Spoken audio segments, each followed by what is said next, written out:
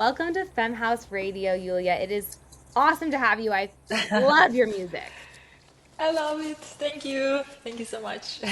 So tell us your origin story. How did you discover and get into producing and DJing? Like, how did you find out that that could be a job? It's actually like everyone is asking it, and it's really funny that I started to listen house music from 11. Like literally, I was living How? in Like your Russia. parents I was a listened to kid, but I was already going to like local discotheques. I don't know, there is no restrictions for age, and my parents kind of were always thinking that better we let her go to the club with her adult friends instead of she goes and she hung out like in the backyard with people and drinking vodka from pocket. And somehow when I was 11, someone gave me DVD from Bora Bora, and I was every day watching it, and I was like, I want to go to Ibiza because I liked how people dance, how they move. Because for me, it was like they're aliens, and I like the music, of course.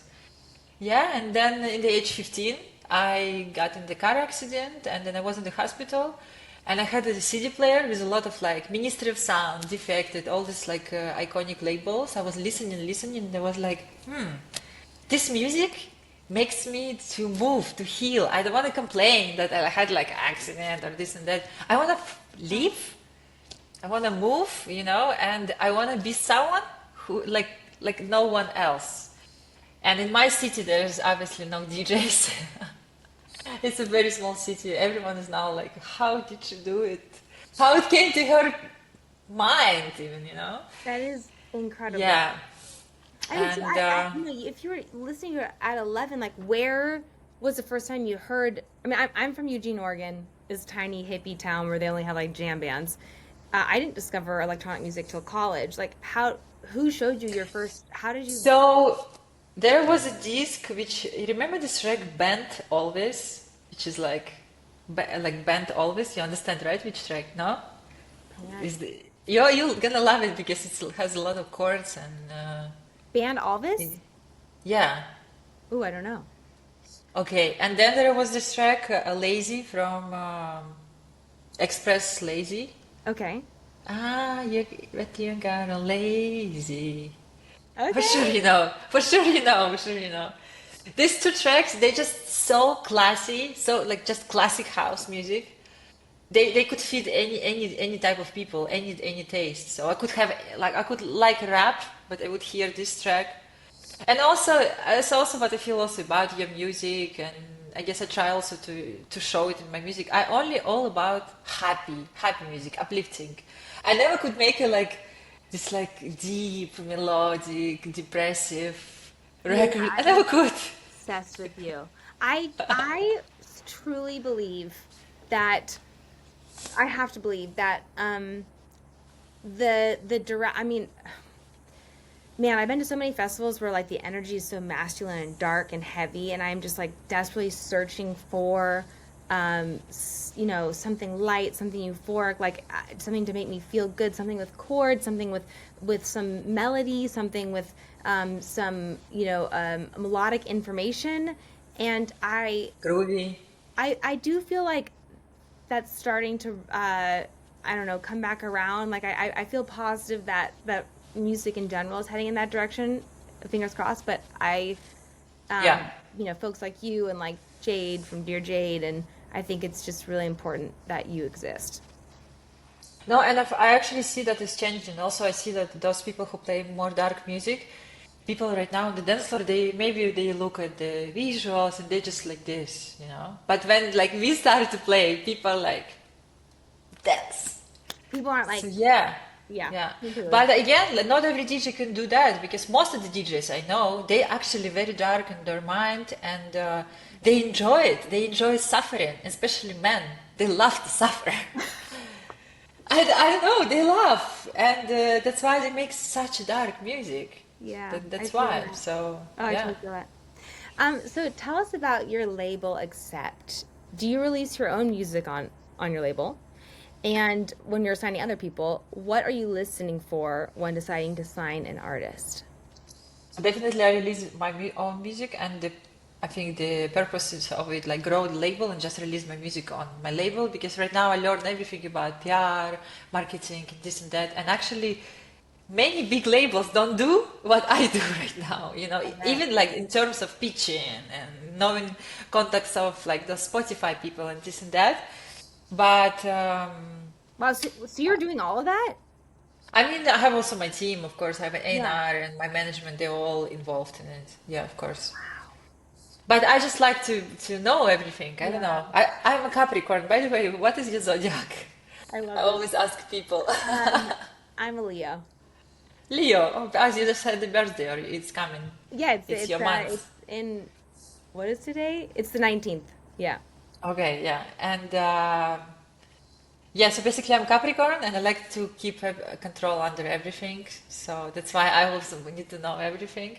And for the tracks, it's very simple how I choose them. Sometimes I like the track, I put it on my USB, I go for a show. Yep. And if right away it happens that I play the Yeah. track, I'm like, okay, Yep. let's go. Yep. But there can be track which I like, but it never fits my set. So I'm like, sorry, So I you can't. you are looking to sign music that you will play in your sets. Yeah, I think Yeah. that's the main Same. purpose.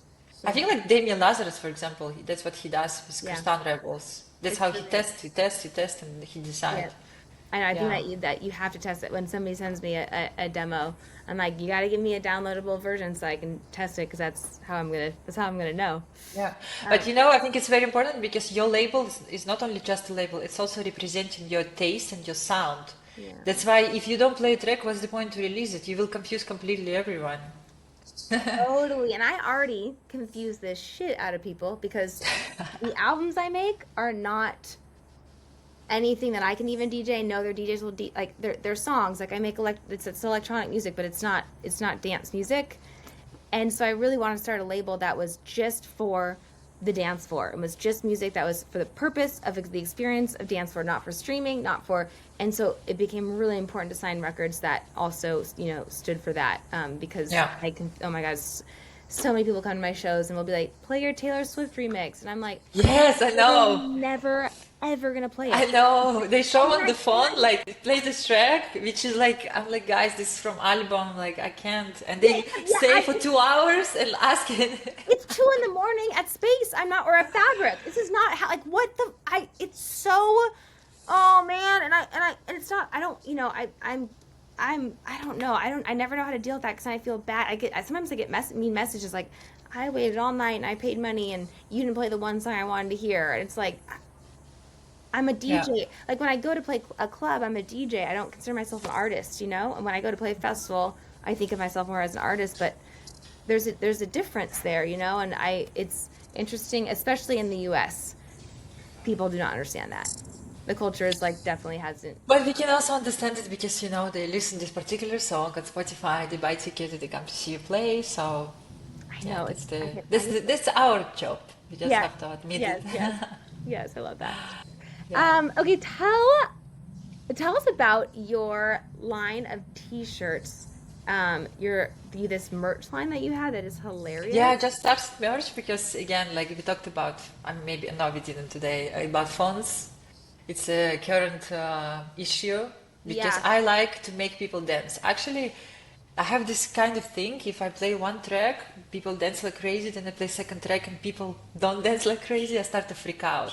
So that's why I always feel like I want Wait, but just you have to give I'm them. addicted. No, I do, but there is like it should be always like I don't know how to explain. They Okay. should dance, but not like talking to each other.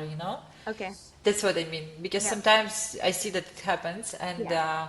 that's why phones it's just a disaster, especially in the DJ booth. When I put my friends on the guest list, I send them now message, and I say, please be respectful. I also hire a team who is filming my show. No, sometimes there was like such a no. I mean, this problem. No, this is There's such a brilliant. good video. You play really good show, Yes. right? Amazing track which you need to like promote because it's coming out, and all your friends saying like this in the digital booth. Come on, go to toilet, do it somewhere else. But why you do it like in front of the cameras? Wait, that's so smart. You sent So out a message. so basically, when I play now, it's on my back. It's like a Jesus, and he says, "Okay, that's enough. Give me the phone."